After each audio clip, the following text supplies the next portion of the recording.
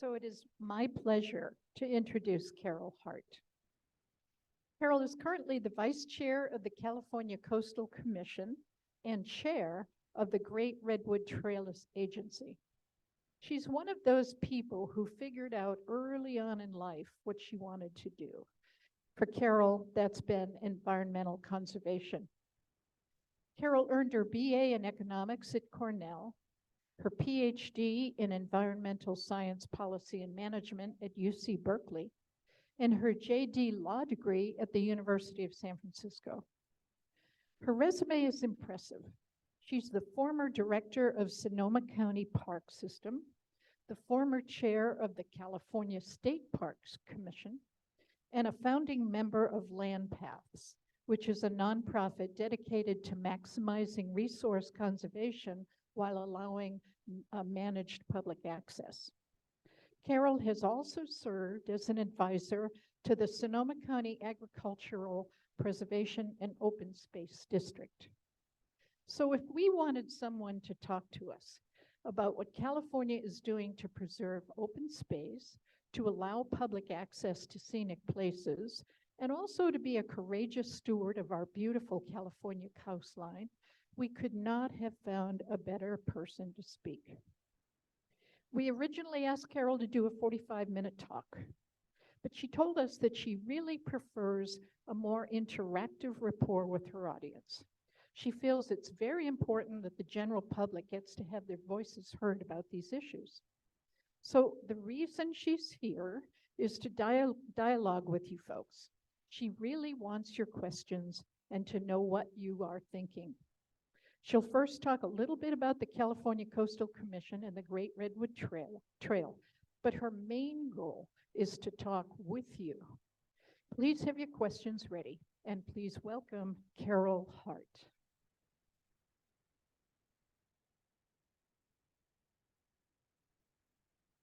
Good morning. All right, I assume you can hear me pretty well. This is loud. Tell me if it's too loud, just go. All right, well, I'm so happy to be here with you all. It's just such a privilege to come here because I know how much all of you have done in your lives. And I'm always so impressed by the depth and width, I guess, of experience of folks that live at Oakmont. And that's why I'm really excited, not to just give you a lecture or a PowerPoint in sort of a passive role for you, but to really interact. As Lynn just said, in addition to what I want to talk to you about, the Coastal Commission today and the Great Redwood Trail, which I'm currently primarily involved in, I'm more than happy to answer questions you may have about Sonoma County Regional Parks, of which I was the director for 7 years through 2017. I was also just the interim general manager of Ag Preservation Open Space District. I've been involved with the Open Space District since 1993. So if you have questions about Sonoma County, let's talk about that too. And however long we're here, there's a couple people left, that's fine with me, you know. I came all the way from the West County, so you know.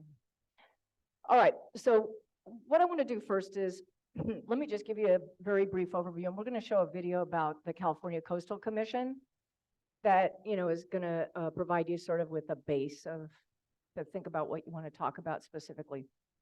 But I want to just give you very briefly. So the California Coastal Commission is generally regarded to be the most powerful bureaucracy, and environmental or otherwise, in the United States. And the reason for that is that the California Coastal Commission regulates all development in the coastal zone and 3 miles off the coast. So at the time that the Coastal Commission was established, it was voted in 1972. We'll talk more about that later by proposition of all the voters, and then it was adopted into law in 1976 by the California legislature in the form of the Coastal Act. So the Coastal Commission, there are 12 members, 12 voting members of the Coastal Commission. They're appointed by the governor, the Senate, and the Assembly, both all California, you know, California Senate, California Assembly. I'm appointed by the Speaker of the California Assembly. Each of those three can makes 4 appointments. 2 are elected officials, and the elected officials are each chosen from different parts of the state. So 2 from the far north, 2 from the north central, 2 from the central, 2 from, as you go down the state. So each of the appointing entities is, told which part of the state they're elected. So those are from city councils and board of supervisors. Then the additional 6 of us, of which I'm one because I'm not an elected, are picked in a more of a statewide. You can pick from anywhere in the state. And again, 2 by the Assembly, 2 by the Senate, 2 by the governor. Also on the commission are non-voting members, the Secretary of Natural Resources, Secretary of Transportation, Chair of the State Lands Commission, and we can talk more about. And they generally delegate, although sometimes the Lieutenant Governor does come to the meetings. Recently, the Resources Secretary was at our meeting. They come for different reasons that are political or otherwise that we can also talk about that. All right, so the role of the commission, you're going to see a little more in the video, but generally speaking, as I said, it's to protect our coast for everyone. The concept of the Coastal Act is that the coast belongs to us, belongs to you, it belongs to me, it belongs to all of us. And access to the coast should not be cut off, views of the ocean should not be cut off, and development and private development should not be allowed to run roughshod so that we lose the most valuable environmental asset that we have. And I think arguably not just here for California, but around the world. The coastal economy alone in California is, billions and billions of dollars. So, the Coastal Commission is always balancing the economic and private property issues that are coming before us versus public access and environmental protection. The coastal habitat, generally it's called ESHA, which is an environmentally a designation for coastal precious habitat. That's really our focus. We want to avoid impacts on important coastal natural resources, and that includes the animals that live at the coast and as well as plant species. All right, so we'll talk more about the Coastal Commission in the Q&A, and you'll see more in the video.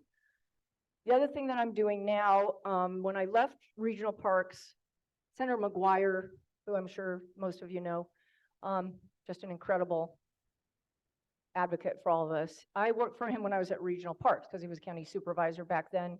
So when I left regional parks, I was really interested in getting more involved in state issues, which I'd already been involved with the State Parks Commission, which I'm happy to talk about that too.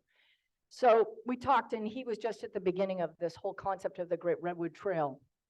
And we talked about the direction we wanted to see what was then the North Coast Railroad Authority go, how we wanted to transition it into this new agency that would create a trail, and it would be the longest trail, the longest rail trail in the country, running from San Francisco Bay all the way up to Humboldt Bay, along an old railroad right-of-way that has a long history of ownership by various rail entities. I don't know how many of you are into railroads.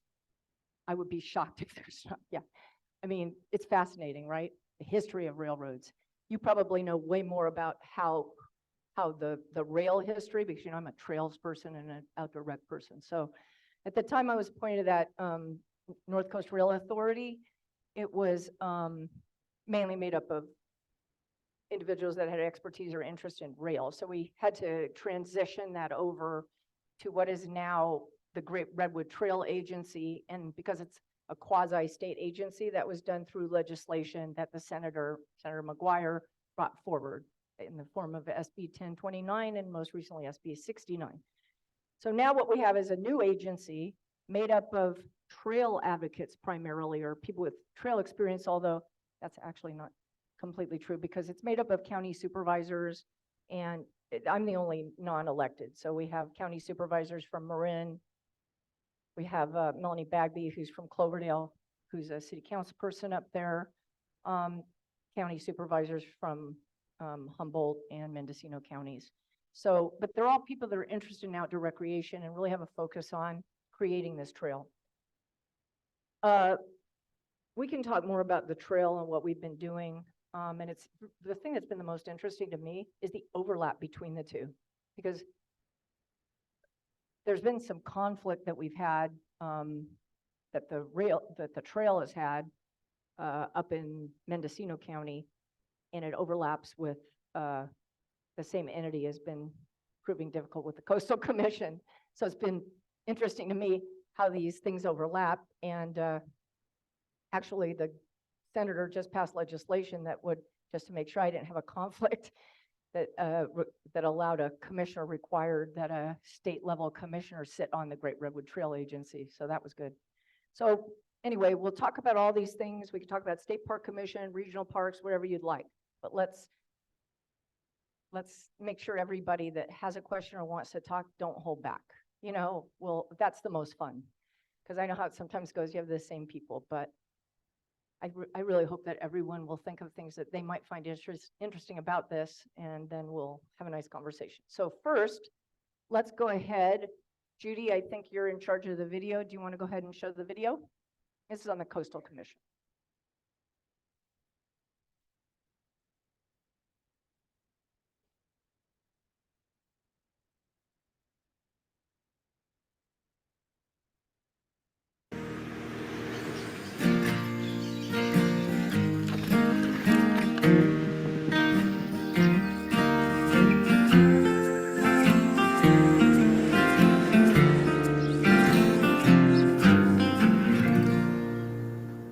The Coastal Act came out of a movement of activists sort of joining forces. It was a ballot referendum and people voted on it. The people of California wanted this law and by and large stand by it today. We want to preserve our natural resources as public goods, as things that we can count on. One of the big mandates of the California Coastal Act, which is the law under which the California Coastal Commission works, is to maximize public access to and along the coast. In other words, the California coast is for all citizens of California and the world. The Coastal Act is really a radical idea that the coast belongs to all people and that it's going to be protected for the use and enjoyment and long-term needs of everyone in California. It designated a coastal zone, it appointed a coastal commission to regulate development, and the whole purpose is to preserve our coast in a more natural space that protects our recreational opportunities, it protects our sensitive habitats, it protects our public resources and public views. On the 40th anniversary of the California Coastal Act, we wanted to take a look at how access issues and challenges are changing today. And what is the state of access to the coast for Californians today? Our coast is still used for economic activity, but the Coastal Act says that you've got to balance that with the needs of people who live here in California and people's right to really enjoy sacred place and sacred land. That's made California fundamentally different, where you might have in another state an area where some incredibly wealthy person owns this land and they can say, you know, nobody's allowed here. If you look at other states, New Jersey, Florida, a lot of them have development right up to the beach. It's impossible to actually get there. And so we had the Coastal Act sort of in place, I think, just in time to preserve a lot of our access and a lot of our natural, pristine coastline.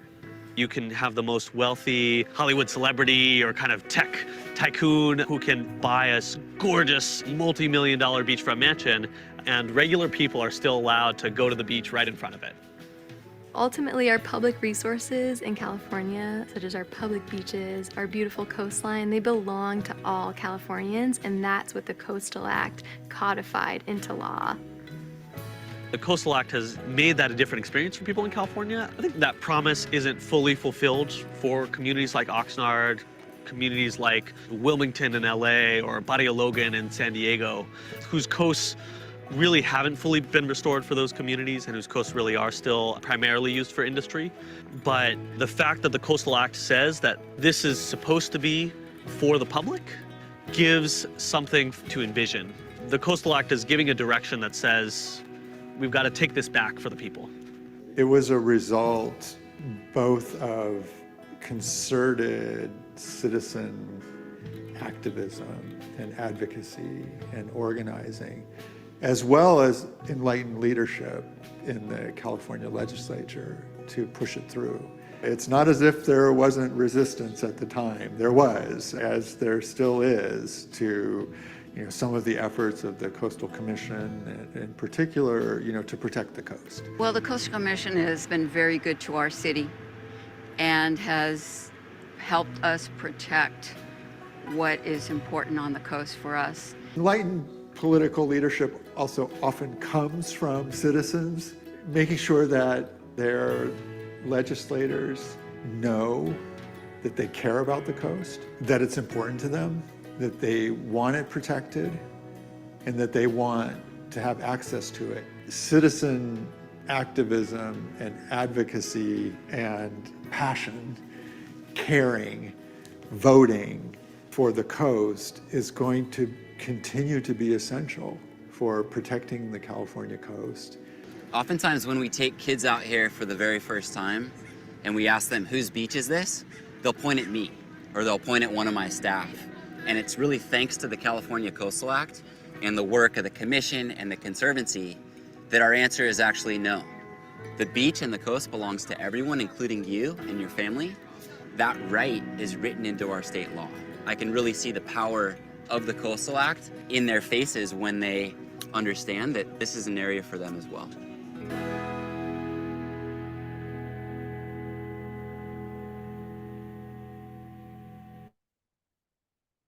Okay, I hope you enjoyed that. I think it really lays it out. I'm just curious,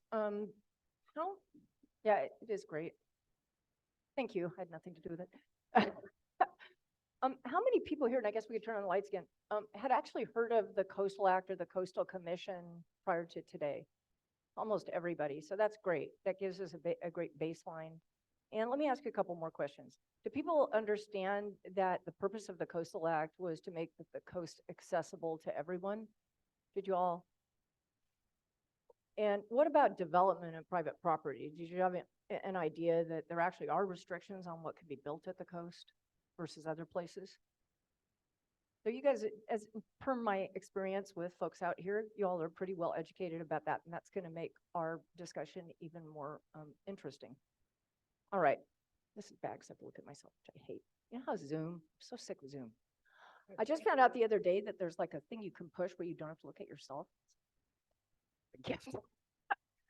Speaking of Zoom, the Coastal Commission, during the pandemic, I'll just tell you an anecdote. We had a meeting and it was in the Santa Cruz area up above Santa Cruz. And I was sitting next to the chair during that meeting and for a day and a half. And meanwhile, it was during that meeting that all that stuff was happening, that the sports team started canceling everything and no basketball. And we started getting the picture that this was really serious. Anyway, my husband was freaking out, so that I had to come home. So I left the meeting. I got to the meeting, and then the next day I got a call that the chair I'd been sitting next to had COVID. And it's public. I'm not giving away anything because he had asthma and he got really, really sick. And the chair ended up, on a ventilator and all that. It was really scary. But since then, so that was, of course, in 2020. So for up until maybe 6 months ago, we were meeting on Zoom. And it was pretty brutal because some of our meetings are really long. And I'll talk about some more controversial issues that we deal with if you'd like. But I'm really glad. Now what we're doing is we're meeting in person every other month. You saw in the video, generally, this would be a very small crowd for a Coastal Commission meeting. Generally, with controversial issues, you're looking at maybe 800 people, something like that. And now people can call in and there can be public comment through Zoom. So I just want to make sure everybody realizes each meeting of the Coastal Commission, you'll go to the website, coastal.ca.gov. You can participate through Zoom. You can participate in person. Our next meeting is in Half Moon Bay, and we have a meeting next week, but it's virtual. So you can participate in that. You can listen to it. Maybe after today, you might be interested, just tune in. I'll tell you a couple of the issues that are coming up next week. We have public comment at the beginning of each day, and it's a very outward-facing entity. And as you can imagine, we're also subject to all of the laws regarding our communications.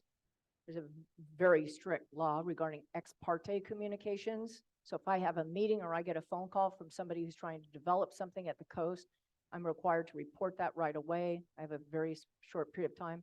So that's discouraged, any kind of outside communications. But the thing about the Coastal Commission is it's really meant to be completely transparent. So I think that's one of the really important things about it. And they had a little bumpy period, which some of you may remember. they had some problems with this ex parte rule. And that was that. Another great thing about the Coastal Commission, right now, we have 10 of us, 10 of the 12 are women. And we, I know, it's fantastic. Of all the, I've been on a lot of boards and commissions, and it really does make a big difference. I'm sorry, I mean, I hate to admit it, but you know, we're so close, and we let them in, you know. But, and now we just chose a new executive director. Our executive director, Jack Ainsworth, just retired, and we just hired a woman. So we've, Kate Huckelbridge, Dr. Kate Huckelbridge, also PhD from Berkeley, yay, is our new executive director. So we have like a staff, to be clear. I'm a commissioner, but we have a whole staff, and we have offices up and down the state. There's 6 offices. So if I don't know things, it's because I'm not actually being paid like staff. So you have to cut me some slack there. I tried, you know, to kind of go over just some things in response to some of the questions I saw coming. So should I talk just for a minute about the Great Redwood Trail? You want to kind of delve in the Coastal Commission and then return to the Great Redwood Trail? What's your feeling? Trail? Okay. All right. So with regard to the Great Redwood Trail, in order to take a rail line that is overseen by what's called the Surface Transportation Board, which is the federal transportation agency that oversees rail, you have to do something called rail bank the rail. Otherwise, you can't do anything. Rail banking is basically ruling by the STB that says that the rail will be maintained, or the right-of-way will be maintained in perpetuity. And if there is a demonstrable need for rail again, then they can revert back to rail. That has never happened in any of these rail trail conversions, but the main point of rail banking and the main benefit of having this North Coast Rail Authority for so many years is because it maintained that huge, long 300-mile right-of-way. And it was never severed. If it's severed, then you lose your right to create a trail, the authority of the STB disappears, and this whole project wouldn't be possible. So you have to avoid a severance, or you know what severance is, of the trail. All right, so just thinking of something else, I lost my train of thought. So we first thing we did after we kind of got the authority through the legislation was we started the rail banking process. So we decided, because of some issues on the southern end between Cloverdale, actually, that's what I was going to tell you. So you're all familiar with SMART, right? SMART, we transferred the lower end from Cloverdale South to SMART, because SMART already has the obligation to build a trail, which they've been doing. Regional Parks has been helping them, other entities have been helping them. So SMART is operating their passenger trains and the trail from Cloverdale South, but that's all part of the Great Redwood Trail. So the SMART Trail and the Great Redwood Trail are the same trail. So Cloverdale North to Willits, we decided to wait for various reasons. And we moved forward with rail banking. The way it runs is, I'm going to show you the website for it right now, if I can. Oh, I guess I have to, got it. Now's when it's all going to screw up. We talked about this, but now I can't figure it out. I think I'm going to need you, Judy, just to get on the internet. So I just want to show you the website. And while Judy's helping with that, if you could just pull up that Great Redwood Trail website, that would be great. Okay, so so when we started with the rail banking from Willits North, there were some objections to it. And the way it works is that another rail line can actually file called an OFA, offer financial assistance, but it's basically like a taking. So in this case, what happened was that, have you all heard of the skunk train? Do you know anything about this skunk train situation? Some people do. Okay, so the skunk train sounds so nice and everything, but in this case, a couple other entities filed, but the main problem was that the skunk train, it's Mendocino Railway is more of its formal name, said that they wanted to take from the Great Redwood Trail Agency 13 miles from Willits to this area called Outlet Creek for their own purposes, because they wanted to use it to transport gravel from the creek to Willits and then somehow over to Fort Bragg, even though there's a tunnel collapse there and there actually is no connection right now and hasn't been for years between Willits and Fort Bragg. So we got involved in a big fight, which was quite stressful, with Mendocino Railway in order to argue that they could not actually, the offer of financial assistance has to be backed up by the ability to actually operate the rail. So they have to restore the rail line, which is a mess from Willett. The whole rail line is a mess. That's why we're turning it into a trail. I don't know if I probably wasn't clear about that. You know, there's tunnels collapsed, bridges collapsed, rail in the water. But anyway, so we prevailed by, the STB agreed that they didn't have the financial wherewithal. We prevailed, and now the line is rail banked beginning in Willits, then it goes north, and then it goes into an area that most people haven't seen. And maybe after this meeting today, you might want to take a look on, you know, Google Earth or whatever. It's an area called the Eel River Canyon. Has anyone ever been there? Yeah, that's fantastic. On water, I assume? Yeah, because you can't really hike through there. So I'm a kayaker too, so I went through, you know, we went through the canyon, but it's really an area of California that no one's ever seen, and it's spectacularly beautiful. So it starts in Willits and it comes out kind of, you know, in the bottom of Humboldt County. And then so the trail goes along through that canyon, and in the middle of the canyon, an entity called the Wildlands Conservancy bought the old Dean Witter Ranch. It's 30,000 acres, and they're turning that all into a park. They're the same entity that operates Jenner. If you've ever been up there, have you all seen that Jenner hike? It's incredible, and they built an amazing bathroom all out of rock from that site. So that's going to be a stopover for people hiking on the trail or going down the river. They can stay there. They'll create campgrounds, and there'll be a great hiking opportunity there. So you go through the canyon, you come out kind of at the old growth redwoods, the Founders Grove, hike up, eventually get to a trail that'll go all around Humboldt Bay. And then you'll join up with the coastal trail, hopefully, as it continues up, which the Coastal Commission is responsible for, the coastal trail. So I don't know oh, here it is. So I just wanted to show you this great Redwood Trail Agency site. So we'll go here. And you can go to this yourselves and learn. So I have a Mac, so this is my problem here. Where is back on this? Back. I have a better idea. Okay. So here is our website for the Great Redwood Trail Agency. I guess I'm supposed to do full screen.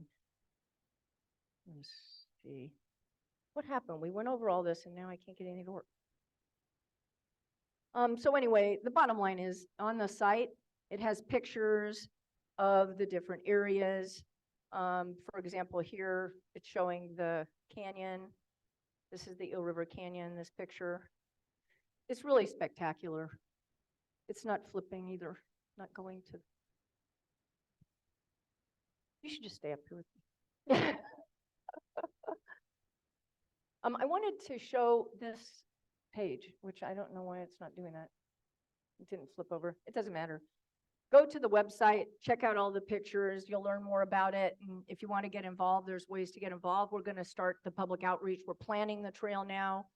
We have $10 million from the state legislature to plan the trail. And we're going to have a lot of public meetings about it. And then next thing you know, parts of it are open in Willits and Ukiah. But the idea is, you know, within our lifetimes, I always say, try to get a significant portion of it so that we can actually hike on it or bike on it. So anyway, that's, I don't know what's happening with the thing here, but it doesn't really matter. Okay, so why don't we go now? I know that there's some questions. Do you feel like you have kind of an overview of these things? I mean, I could hop all over the place, which I seem to be doing. But I think what we should do is have a little back and forth and focus in on the things that might interest you the most. So why don't we just go ahead and start with the Q&A and we'll see how that goes. It didn't switch back either. So Caryl, I'd like to start with a question. Do you Sure. think we'll see the Great Redwood Trail open in our lifetime, our shorter lifetimes?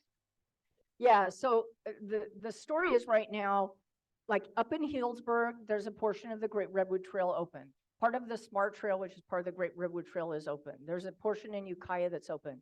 There's a big part of the trail around Humboldt Bay that's open. So whenever you're building a trail like this, you know, you piece it together, the parts. The big part that I really am hoping to see in my lifetime is this trail through the Eel River Canyon, because that's really what makes it so spectacular. That's to me, that's what's so unique and amazing about this. So we're gonna move as quickly as we can, but you know, it takes a long time to do something like this. So we can only hope and try, but. Hi. First of all, I want to thank you for everything you've done. You're an amazing woman. Thank you. I'm with a group I work with a group that's trying to make the Park Service more accountable at Point Reyes. Oh, I'm so glad we're talking about that. With those elk being fenced Yeah. in and those farms polluting like crazy. And we were disappointed, not in you, but the rest of the Coastal Commission didn't do more to end that situation. I'm so glad you brought that up, because it has been a pet peeve of mine. And I don't know if you all have seen the Bohemian this week. There's a whole nother article. Have you seen it? About what's going on with the elephant seals out there? All right, so the Point Reyes situation, you're all familiar with Point Reyes, right? So Point Reyes is a national park. The California Coastal Commission is actually the only state agency with oversight over federal properties. And our oversight, though, is limited, and it's limited to what's called concurrence. But what we're supposed to do is consider whatever it is they're asking us. And in the case of Point Reyes, it was about like 2 years ago, they asked us to consider their new management plan. And their new management plan basically was a plan to give ranchers at Point Reyes, and Point Reyes, 28,000 of the 75,000 acres at Point Reyes are dairy and beef ranches. So if you've been out there, if you go to one area, it looks like a park. If you go to another area, it looks more like an agricultural area, like as you're going out to the point specifically. So what they wanted to do was get the commission to concur with their plan to grant the ranchers a 20-year extension onto their leases, and also to, quote, cull the elk that are at Point Reyes, that are Thule elk, because of conflicts with ranchers. So this was what was before the commission, and that is the hearing that lasted 13 hours on Zoom. You can all go back and watch it. It's freely available. So, you know, it's very difficult because the staff was recommending concurrence, and whenever we take staff reports and staff recommendations, and then we discuss it at the meetings. And really, staff felt that in terms of Coastal Act resources, that the plan should have been concurred with. Well, and as you mentioned, I disagree with that, and I've disagreed with it every time we've heard it since. And I just frankly haven't been able to get the votes. At the first meeting, it was a 5-4. After 13 hours, we lost a couple of commissioners. It was a 5-4 vote. Then one of the commissioners flipped and it was 5-4 again on the second time. So at the first meeting, though, we couldn't get the commission to agree to object to the plan. We did state at that meeting that the water quality issues, particularly impacting the coast and ocean, were something that the commission felt needed to be an area of continued oversight, and also the climate plan that they had at Point Reyes. So we've had oversight over water quality issues at Point Reyes, and so we've had a hearing, we had a recent hearing on that, where the water quality situation, in my opinion, is just getting worse and worse and worse out there. And then with the recent storms, if y'all pick up the Bohemian, there's a whole article about literally sewer and manure flowing down into the coastal zones from the Kehoe Ranch, from the Bee Ranch. Elephant seals, due to climate change, are moving more and more into that area. And you'll see in the article the impacts on pregnant elephant seals. To me, it's horrific.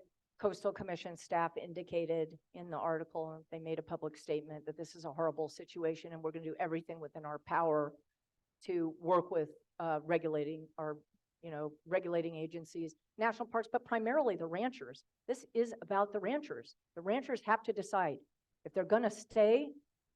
And so far, there haven't been any extensions on leases. They have to do something about this situation. And if they're not going to do something about this situation, then, we need to look to a new approach out at Point Reyes. But this is the type of thing, I would say Point Reyes, we have a lot of desal plants that come before us, which we can talk about that. We voted unanimously to reject a desal proposal called Poseidon down in the Orange County area. That was extremely controversial. I think someone had some questions I saw in advance on the wind power. So we would deal with nuclear power, nuclear regulatory, nuclear facilities, wind power, desal, things like this situation at Point Reyes. And frankly, we've been dealing with Mendocino Railway, because just to circle back on that, Mendocino Railway on the Fort Bragg side is claiming that as a railroad, they can take land and do whatever they want, as long as it's for, quote, rail purposes, and that they are not subject to oversight of the Coastal Commission. Well, the Coastal Commission disagrees with that and filed suit against them to stop the development that they were doing on the Fort Bragg Bluff, because they were able to get through using the power of eminent domain. As a railroad, you have the power of eminent domain. It's a holdover, from the 1800s. So they took or sort of bought, but not for very much money, all the land that had been owned by Georgia Pacific, which is 400 acres, almost the whole bluff of Fort Bragg. And then they've started constructing so-called rail facilities out there. So the Coastal Commission has sued them to stop that from happening, along with the city of Fort Bragg. And then they've now sued the Coastal Commission. So I'm involved with them on my role at the Great Redwood Trail, and also the situation in Fort Bragg. And of course, everyone's fondest wish is that this can be worked out without a bunch of lawsuits, but so far we haven't been able to get there with them. So anyway, that's the situation. I'm happy to talk more with you about it or whatever, but this is going to be a continuing issue until it gets resolved. And one interesting thing that's happened is that the Federated Indians of Great and Rancheria have entered into a co-management agreement out at Point Reyes, and they are going to have a significant role, and do have a significant role right now, in pushing them on what they're doing with oversight of the ranches. So, yeah. I guess I better Okay, shorten thank my you. answer than how much. Again, thank you for being here on a very different topic, state parks. Why is it that the state parks limit to no dogs? I mean, again, that's been a pet peeve of mine the whole time I was on the commission. And the way I look at it is it's so a bias against women particularly, because women, for me, I can speak for myself. I have dogs. I like to hike alone, and I feel safer with my dog. And, but it's a holdover in the Natural Resources Division of State Parks, that this is the position they took, that dogs, people won't keep them on leash. They go off leash. They chase wildlife. People can't control them. And, they've just maintained that position, and no one's been able to change it. It's really unfortunate. I know you have animal, because regional parks, of course, we allow dogs in most parks. A couple they don't, but yeah, it's just something that no one's ever been able to change, like a holdover. Yeah. I have a question. The coastal zone, I thought it was only 1,000 feet from the coast. And you were talking about Willits and Yeah. Ukiah. How is that working? And my second comment would be a little more information about the desal. I'd like to hear more about that too. Thank you. Okay. So first of all, just to clarify, so because I'm talking about these two different things, they're getting overlapping, and that's just, we'll straighten it out. So Ukiah and Willits only have to do with the Great Redwood Trail. The coastal zone, we generally talk about it. So the coastal zone is a line that's drawn on the map of California, running from Mexico to Oregon. And generally speaking, it goes in about 1,000 feet, but sometimes it goes in a lot farther. Like here on the Sonoma coast, it's weird, this mic, it's not too loud, right? It goes all the way into Coleman Valley Road. Like pretty much all of Coleman Valley Road, that whole watershed is in the coastal zone. So it's sort of a zigzaggy line that generally speaking is 1,000 feet, but can be miles inland. Generally where the cities are, it's a little less. And then in the rural areas like the Sonoma coast or Mendocino coast, it goes really pretty far in. So all of Fort Bragg is in the coastal zone. So that's why the Mendocino Railway situation is subject to Coastal Commission oversight. Okay, well, and then you want to talk about desal. Yeah, so the issues with desal, there's a lot of good things, you know, you could argue about desal, and then there's a lot of bad things about desal. So, you know, the good thing about desal is if you're in an area that doesn't have any water, desal can provide a reliable source of water. It doesn't depend on rain or, you know, climate. It doesn't depend on drought. But the Poseidon situation that we were dealing with was they had, one of the old problems with desal is it pulls in a bunch of fish and kills a bunch of both fish and microorganisms in the ocean. But they've dealt with that through technology. But what they haven't dealt with is the outflow problems, because you pull the water in, you treat it, and then it comes out in this brine type format that's damaging. But the main thing with Poseidon was that there was, number one, there was not one water agency that wanted to buy the water. It was so expensive. They didn't have one deal with anyone. And yet the water would have cost significantly more and had a huge impact on environmental justice impact on low-income communities that have to buy the water, because a lot of us have wells. I imagine out here you're probably on Sonoma water, but I have a well where I live, so it's one thing. But when you have to buy water and then you have desal, all of a sudden your water bill just skyrockets. So if there's no actual need for the water and you have a private company, in this case Poseidon, wanting to develop desal, and in this case right on the coast, they wanted to take over a wastewater plant and convert it, or a power plant, to desal, you really have to look at, is there a real need for this? Because greenhouse gas emissions are significant, cost is significant. There's an opportunity to restore that area into wetlands that would be eliminated. And one of the big things about this particular location of Poseidon is based on sea level rise estimates, and sea level rise is a huge deal for the Coastal Commission that we definitely need to touch on, but it would have been an emergency, like if there's a tsunami when you really need water, it would have been completely surrounded and there wouldn't have even been any way to get to it. So there were tons of problems. The best kind of desal is public desal. So in the case of after Poseidon, we had another desal plant in Doheny, which is a state beach in Southern California. It was a right-sized plant. There were buyers, the cost was low, and it was going to be run by a public agency. So in that kind of situation, it's much better. Then we had the third one up in Marina that I also strongly opposed. That was the hearing that the resources secretary himself came and sat on the commission, because the governor is very supportive of desal. So he had his resources secretary, the head of the Natural Resources Agency, sit in his chair as a non-voting member of the commission, kind of an indication to commissioners, this is important for the governor, he wants you to vote for it. But in that particular instance, this was a desal proposal that was planning to put slant wells in a town called Marina, which is a very low income, diverse community, pull the water out of the ocean, go across Marina, and then supply it to Monterey, the Monterey Peninsula. The city of Marina said, what's going to happen if you do that is you're going to impact our water table, which is good now, and we are going to lose our water, and you're going to pump, there's going to be salt water in it, intrusion, and it's going to be a disaster for us. They were strongly opposed. Plus, for years and years, their beach had been used by a sand mining operation called CEMEX.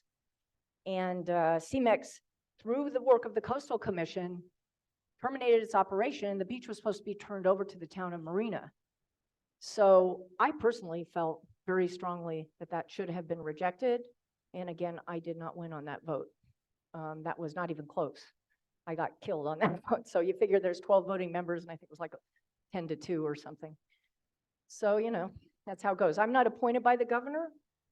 Another just interesting thing about the commission, the governor's appointees can be pulled at any time. And they have been pulled literally in a meeting.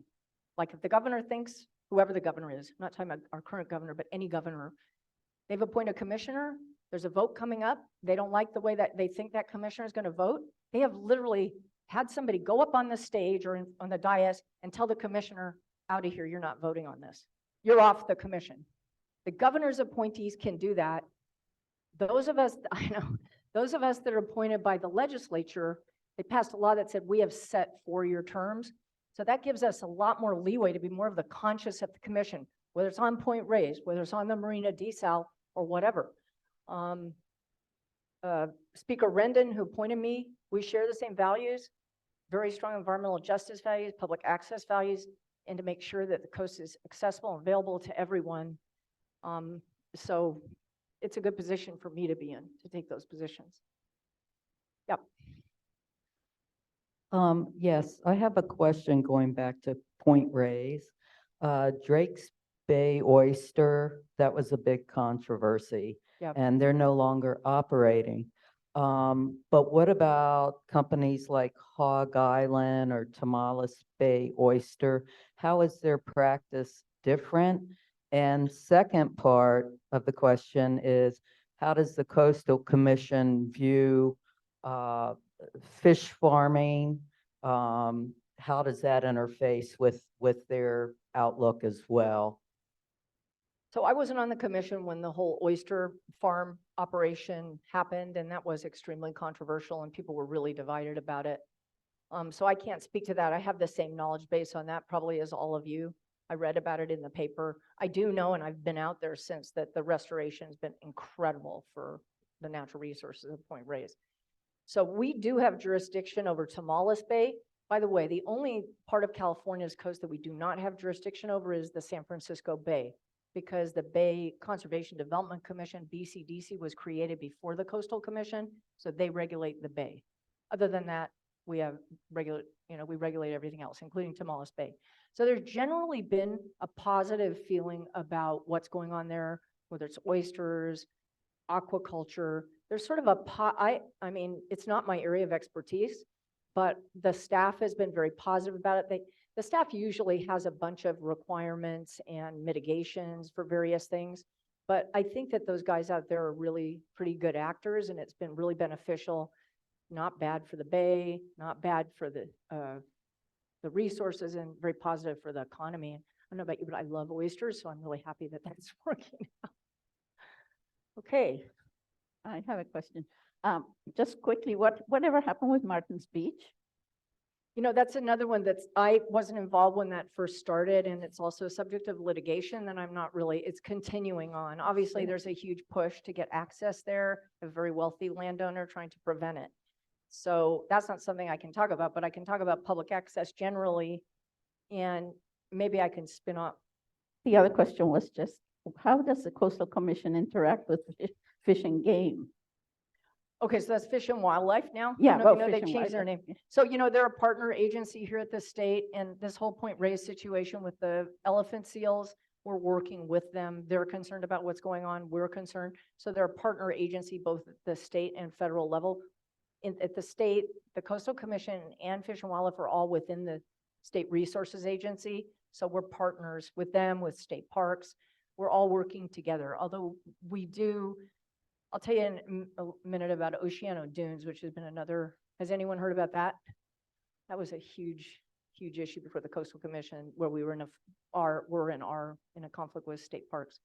But on this access point, one of the things that we have to do is, if landowners want to develop something, we often, particularly big landowners, we often require them to provide public access.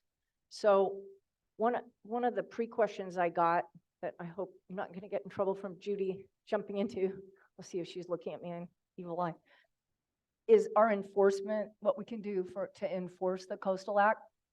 So I don't know how many of you are familiar with the Ritz-Carlton in Half Moon Bay. It's a really beautiful hotel right on the beach, and a lot of people wonder, how could they have built that given the Coastal Act, or what happened there? Well, what happened there is, people do have a right to build in areas that are zoned. And the Coastal Act also, the way it works is the Coastal Commission works with local jurisdictions. There's 76 in California, and then a lot of them have split between counties and towns. They adopt a local coastal plan, it's called, and then they become the planning entity. So a lot of the permit requests and everything go to them. And it's all based on, we have confirmed that the local coastal plan is consistent with the Coastal Act, and then they become the regulating entity. So Sonoma County has a local coastal plan. So most of the things in Sonoma County never would get to us because they're done here locally with the Planning Commission and the Sonoma County Board of Supervisors.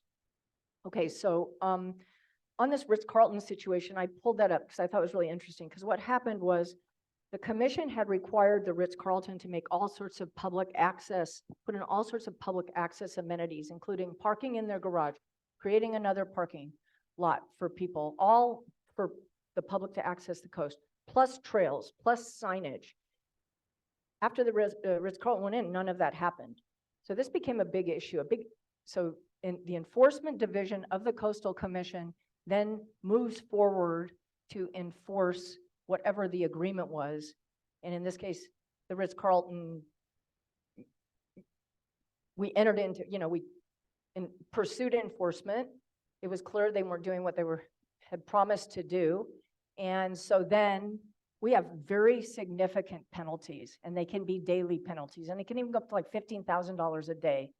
It is enough to make any entity, no matter how rich they are, take Martin's Beach, to step back and say, okay, I need to work with these guys. Otherwise, it's going to cost me really a lot of money. So in the case of the Ritz-Carlton, they agreed to do all of the things that they were supposed to do originally. Plus, on top of that, they had to pay $1,600,000, which then went to Post, which is the conservation nonprofit or kind of quasi-government in San Mateo Coast, to buy another property that was adjacent to it. So that's an example, but this is a constant thing, this enforcement. And like the Coastal Commission, the enforcement division is super underfunded. And you can imagine, you really think the legislature, particularly conservative legislators, are going to want to fund something that is causing all of their constituents, to have to deal with regulation? They really don't like that, right? So it's always a balance with us, trying not to get the legislature too mad, but doing what we're supposed to do. So I just want to talk about this Oceano Dunes thing, because that's a great example. So in the Central Coast around Pismo Beach, there's a huge dune system, the most remarkable, large, and ecologically rich dune system on the West Coast and by beyond. So part of that, historically, Oceano Dunes on the beach and in the dunes behind it was open for off-road vehicles and regular vehicles. So you could take your car, go to the gate, and just drive right onto the beach in your car, or if you had like an OHV, or if you had a trailer or whatever you wanted. You could camp anywhere on the beach. You could do whatever you want. And then you could take your dune buggies and go all over the dunes.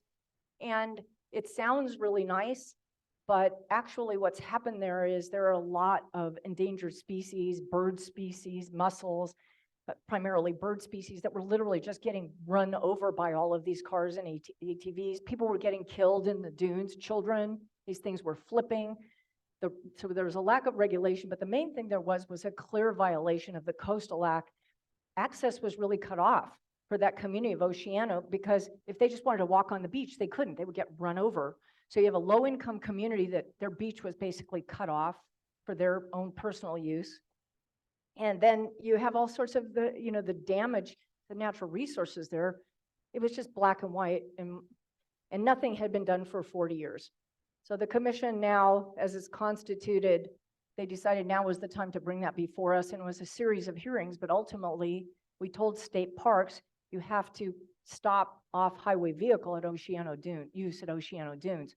So that's a very interesting situation where you have two state agencies on opposite sides, fighting with each other, and it created a lot of pressure, and as did Poseidon. So, but we'll see how that goes. So that's in the middle of a lawsuit now. A lot of the off-highway vehicle people are trying to regain their access, you can imagine. All right, so that's that.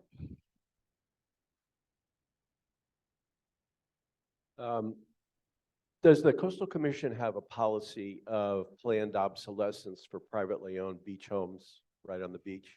And what does that mean in the context of a private home being damaged in a storm and the Coastal Commission's willingness to allow them to protect their beach house from further storm damage? That's a really good question. You just zoomed into the whole sea level rise problem. So what we call that concept is called managed retreat. So the idea is that, and we're seeing this now, if you read the paper this morning on the cover of the Chronicle, they're talking about what they're going to do with the Santa Cruz, the walkway, that whole walkway that went into the ocean, or big chunks of it. Sea level rise is a huge problem. People don't realize that, we're so aware of fire right here in Sonoma County. Well, we should be really aware of sea level rise because frankly, on the coast, if you've been out there to Gleason Beach, that's the largest Caltrans managed retreat project in the state. They moving Highway 1 all the way back into that what was private property. So, okay, so to answer your question specifically, the way it works is we only can require homeowners or developers or whoever to make changes in things that were built after the adoption of the Coastal Act. So our jurisdiction cannot reach back to someone who has a pre-Coastal Act house and wants to put a seawall up. We don't have jurisdiction over them. However, anything that was built after the adoption of the Coastal Act, so in 1976, say you have a homeowner, and one of the big areas that this is problematic is Del Mar. I don't know how many of you are from there or have seen it. You have a whole beachfront community. The ocean is literally like right up against those houses. So what you're having is people that want to, Del Mar has not adopted a local coastal plan, so we have jurisdiction over everything that happens there. And the reason they haven't is because they can't wrap their head around managed retreat and what they're going to do, and they have to. So right now, if somebody wants to remodel their house and it's over 50% remodel, then we can tell them that either they can't remodel because of sea level rise, or that we always tell any entity that we regulate on the coast, that we have the power to tell them that they cannot build a seawall or any kind of rock face, anything that would cause sand, the accretion of sand to stop. So that's what happens. So if you can imagine, you have the ocean and you have beach, right? The beach is all created by the wall that the ocean is hitting. If you create an artificial barrier, they're like concrete, the ocean just very quickly comes up to that, and that's the end of the beach. So if we were to allow seawalls to continue to be built on the coast of California to protect homes like that, there would be no public beaches at all. Very quickly, it happens so quickly, it's really amazing. So generally speaking, in a situation like that, if a homeowner wants to redevelop, and like Stinson Beach is a great example, those are very expensive houses. A lot of those people want to remodel their houses. We generally approve the remodel with a showing that it's not going to be impacted by sea level rise, say within, up to 2,100 based on our estimates. But we never allow the construction of any seawall or anything that would impact the beach creation or maintenance of sand on the beach. So does that answer your question? It's huge. Yeah, and I mean, that's the whole. Yeah, so these are just such great questions. I mean, you could be on the commission because you really know what the issues are. So down in Southern California, they have, I can't even remember the name of it, but it's that whole corridor, rail corridor that goes from San Diego through Orange County all the way up, and now a big chunk of it is closed because of this. So that rail line is falling into the ocean, and it's too dangerous to run the rail on it now. The coaster, that's it. And so when it's a coastal dependent use like that, like a public use, in that situation, we do allow, in that case, it's boulders or a seawall. We have to. But the legislature just passed a statute or a law giving 300 in a budget, allocation, giving 300 million down to the San Diego district to start looking at moving it in. Because at the end of the day, you can build whatever you want. That railroad is not going to make it. And it's really dangerous and horrible for so many reasons. So many people commute on that. So what's going on down there with, I think it's called the low sand corridor, is really one of the most difficult things we're struggling with. But the issue of sea level rise, it's all over the state. And it's something, I'm working right now on this climate plan for Sonoma County that we're thinking about bringing to the voters It's so funny, I'm talking to the group of people that are interested in these kind of issues, and everyone always talks about fire, and they should talk about fire. But, you know, I keep bringing up sea level rise, and I'm like, well, how is that relevant to Sonoma County? Well, Doran alone, Doran is a flat beach with barely any protection against the ocean, and Doran protects all of Bodega Bay, which is incredibly rich habitat. You know, if Doran goes underwater, that kind of supports the whole regional park system. It's such a valuable park, you know, because people, you know, all those campers out there pay a lot of money, and it provides a lot of revenue to regional parks. But Sonoma Coast is really vulnerable, very vulnerable, particularly south of the Russian River, to sea level rise. And it's something people really need to pay attention to. Yeah, Yeah, I was going to address the state parks dogs situation. sure. I work in the kiosk at both Jack London and Oh, Sugarloaf thank you. Ridge. And Jack London and Sugarloaf Ridge Parks. Sorry. Is it okay now? Good for me. I could hear you. I didn't have.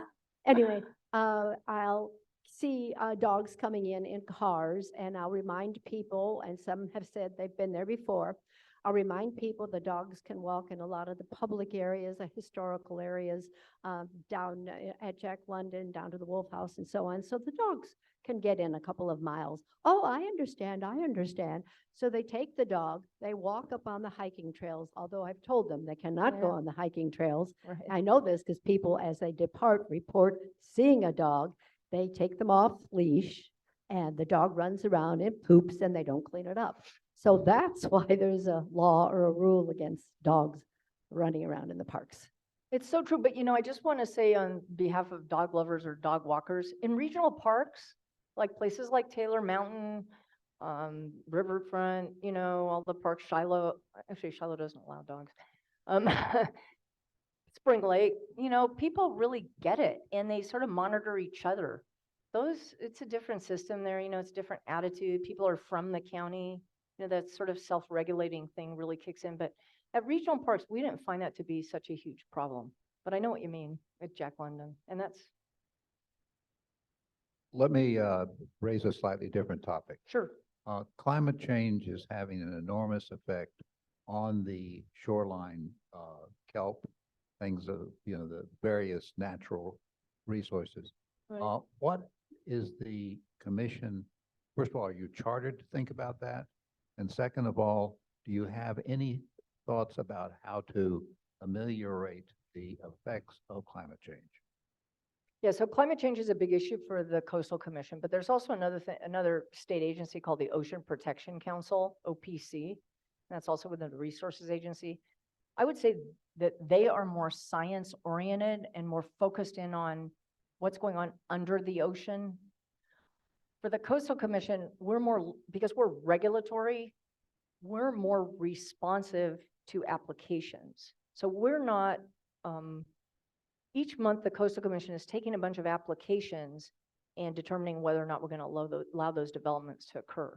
But besides that, we do focus on what are the impacts of climate change and how does that fit into our long-range planning. So with regard to the kelp issue, I mean, this is something that scientists at the commission are certainly working with OPC, Fish and Wildlife, and other entities on, but it's not our charter specifically. You know, one thing that's goes on in the oceans that is our charter, though, is the impact of Navy sonar. So Navy sonar comes to the commission for this same concurrence type of thing, and that has a huge impact, as I'm sure you know, on whales and other, particularly mammals, sea mammals. So that's our jurisdiction, but what's going on with the kelp, that more is OPC and the Fish and Wildlife than it is us. But we do, and on our website, I mean, we have a big focus on climate change. And actually, my work at Berkeley was all on climate change and what is the potential for parks and other open space areas to help us adapt and mitigate for climate change. And in other words, it wasn't so much looking at what the impacts are, how bad things are going to be at parks because of climate change. It was more, if we manage parks in this way. So recently I ran the county, the veg management program, you know, where we started that to start managing the forest, clearing a lot of old and dead timber, creating buffers around areas. So, so the commission is really focused on, for example, working on those kind of plans in the coastal zone. making sure that those plans go through when cities or counties have vegetation management plans in the coastal zone. Streamlining those and make sure those happen.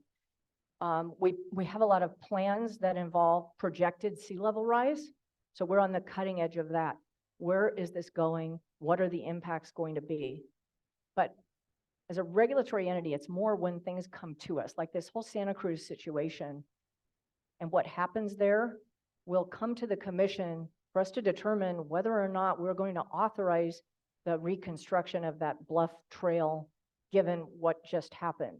And personally, I'm very happy to see them start to think about, does that even make sense? I mean, it's just going to be a continuing problem. How will we deal with sea level rise and manage retreat? The governor had before him a bill that would have allowed state payments to low income homeowners along the coast, of which there's like 3 or something anyway. But to allow them to provide them sort of a leaseback situation where the state would take ownership of their homes, and once they, passed or whatever, then the state would demolish the home or try to move it. So all sorts of things are going on. But if you go on the Coastal Commission website, we have a whole section on climate change and everything we're doing with regard to climate change. I'm going to ask you the last question. Sure. Go back it's to fast. go back to the Great Redwood Trail. Sure. What's involved in removing the railroad ties, and are you envisioning it being mostly paved or dirt trail? Will there be facilities, bathrooms, outhouses? How does this work? Well, first of all, it'll be paved in the cities, where people are using as to commute, kind of like with the smart train, the smart trail. But once you get into these more rural areas, I mean, that's what part of the planning process is. We're trying to determine whether we can cover the ties. The rail itself is worth a lot of money. So can we get it out? How can we get it? Is there a way that we could, enter into partnership with one of the scrap metal entities, or that, they could pay us for all these rail ties? So the way I'm envisioning it is like you go along, the smart trail is mainly going to be paved. Then once you get from Cloverdale, say to maybe to Hopland, it'll be dirt, some kind of composite or something. Then probably in Hopland, back to maybe paved. Then, so you're going to see a variety. And likewise with the uses. Some areas might only be hiking. Doubtful, but it's possible. Some will be hiking and biking. Some will be hiking, biking, and horses. So it'll just depend. It's such a long distance that the plan that we're doing right now, which really is only just from Willits to Eureka. And I would really engage anyone that is interested in this, please sign up. We also, on the Great Redwood Trail, you can click on, we have greatredwoodplan.org. So that's the whole planning. And so everything that's going on with the plan is there. You can sign up for email updates. You can be involved. So as part of that plan, we're going to determine what happens where. So that's the game plan. That's where we're going next. Yeah, I really think that that is important. And the question is how and what. And that whole technology, like with composting toilets, or the other day I heard about some new design, but I think it's really important to do that. But when you're up in the wilderness areas, there really is going to be the usual kind of a backpacking type situation. But because the trail's so narrow, I think we may have to think about outhouses along the trail. Or most of the areas in the canyon are inaccessible, except by walking.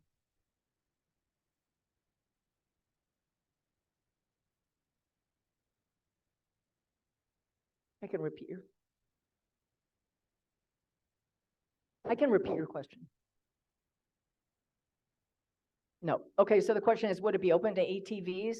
No, it's not going to be open to ATVs, except if we have rangers or something, if we're able to have either volunteers or rangers that need to access. One of the benefits of having a trail like this versus an old broken down rail line with rail cars literally in the river causing huge amounts of pollution and all sorts of other problems is for fire access, you can get in. You can build the trail in a way that people, a small truck or ATV could get in to these areas to deal if there, were big fires in there.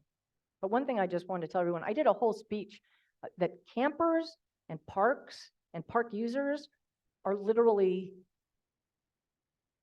I don't like to say almost never, but really almost never the cause of fires. PG&E, utility lines are the cause of fires. Trucks pulling chains or doing some kind of yard work type thing are the cause of fires. Campers, it's very hard to trace any of the major fires to legal campfires. Illegal campfires, like we have the big fire in Yosemite, is called by illegal campfires. So, you know, a lot of people are like, oh, the Great Redwood Trail, oh, there's gonna be so many fires, but actually that just doesn't hold up. The facts just don't. It actually shows that legal use of a trail like that is going to drive out illegal use. And one of the big illegal uses is illegal marijuana up there in that canyon. So these are all things that I think are going to be beneficial as a result of the development of the trail. So it looks like I'm out of time. Carol, you know, you have another 4 hours to go. Yeah. It's the coastal commission Just meeting. walk away. We're leaving, but you're going to be here. We want to thank Carol for coming out here and also for donating so her much. honorarium back to the Thank you all so symposium. much. Thank you. Next week, we have Yvonne coming out about the restaurants in Sonoma County. And we all know who you are now, so we expect to see you here on Sunday. Thank you so much for attending. Thanks, everybody. Sure, let me get this thing off.